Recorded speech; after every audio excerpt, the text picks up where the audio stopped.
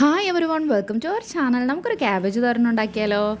ഞാൻ കണ്ണനും അമ്പാടിക്കും എല്ലാ വെജിറ്റബിൾസും കൊടുത്ത് ശീലിപ്പിച്ചിട്ടുണ്ട്. എന്നാലും ചില വെജിറ്റബിൾസൊക്കെ കഴിക്കുമ്പോൾ അവർക്ക് ഇങ്ങനെ ഇഷ്ടക്കേടൊക്കെ കാണിക്കാറുണ്ട്. അതിലൊന്നാണ് ക്യാബേജ്. എങ്കിലും ഞാൻ നിർബന്ധിച്ചൊക്കെ കൊടുക്കാറുണ്ട്, കാരണം വെജിറ്റബിൾസ് ഹെൽത്തിന് നല്ലതാണല്ലോ.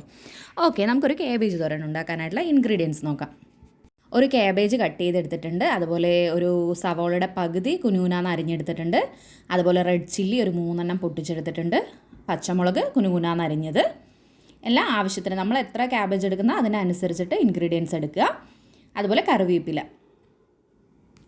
ആവശ്യത്തിന്, പിന്നെ ആവശ്യത്തിന് തേങ്ങയും കൂടെ എടുത്ത് ഇത്രയും ഇൻഗ്രീഡിയൻസ് ആണ് ക്യാബേജ് തോരന് ആവശ്യം. ആദ്യം തന്നെ ക്യാബേജിൽ കുറച്ച് മഞ്ഞൾപ്പൊടിയും ഉപ്പും പച്ചമുളകും തേങ്ങയും ഇട്ടിട്ട് നന്നായിട്ട് കൈ കൊണ്ട് ഒന്ന് മിക്സ് ചെയ്ത് എടുക്കുക. അപ്പോൾ കൈ കൊണ്ട് മിക്സ് ചെയ്തിട്ട് എടുത്ത ശേഷം ഇതെങ്ങനെ ഉണ്ടാവും. ഇതവിടെ വെച്ചതിന് ശേഷം നമുക്കൊരു പാൻ എടുത്ത് അടുപ്പിലേക്ക് വയ്ക്കാം.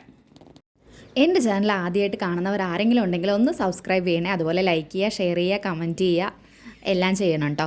അപ്പോൾ നമ്മൾ പാൻ വെച്ചു. പാൻ ചൂടായതിന് ശേഷം അതിൽ ഓയിൽ ഒഴിച്ചു. ഓയിൽ ചൂടായി അതിലേക്ക് കടുകിട്ടു. കടുകിട്ടതിന് ശേഷം കറിവേപ്പില.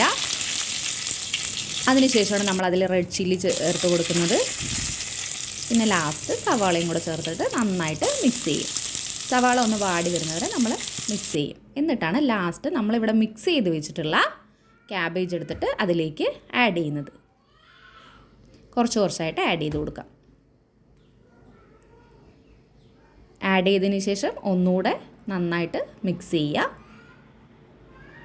മിക്സ് ചെയ്യുമ്പോൾ നമുക്ക് ഇങ്ങനൊരു പരുവത്തിൽ കിട്ടും. ഇതിന് ശേഷം നമുക്ക് ഒരു അടപ്പ് വെച്ച് അടച്ചു കൊടുക്കാം.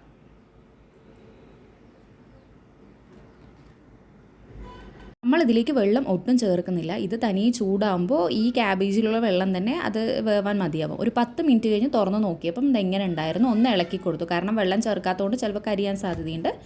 അത് കഴിഞ്ഞ് വീണ്ടും ഒരു 10 മിനിറ്റ് കഴിഞ്ഞു ക്യാബേജ് തോരൻ റെഡിയായി. ഇങ്ങനെയാണ് ഇതിൻ്റെ ലാസ്റ്റ് ഔട്ട്പുട്ട് നമുക്ക് കിട്ടുന്നത്. ഈ ഒരു തോരൻ റെഡിയാവാൻ 15 to 20 മിനിറ്റ് മതിയാവും. ക്യാബേജിന് അധികം വേവില്ല. നമ്മൾ പ്രത്യേകം ശ്രദ്ധിക്കണം, അല്ലെങ്കിൽ കരിഞ്ഞു പോകാൻ സാധ്യതയുണ്ട്. ഓക്കെ, ഇന്ന് ഇത്രയേ ഉള്ളൂ. ബൈ.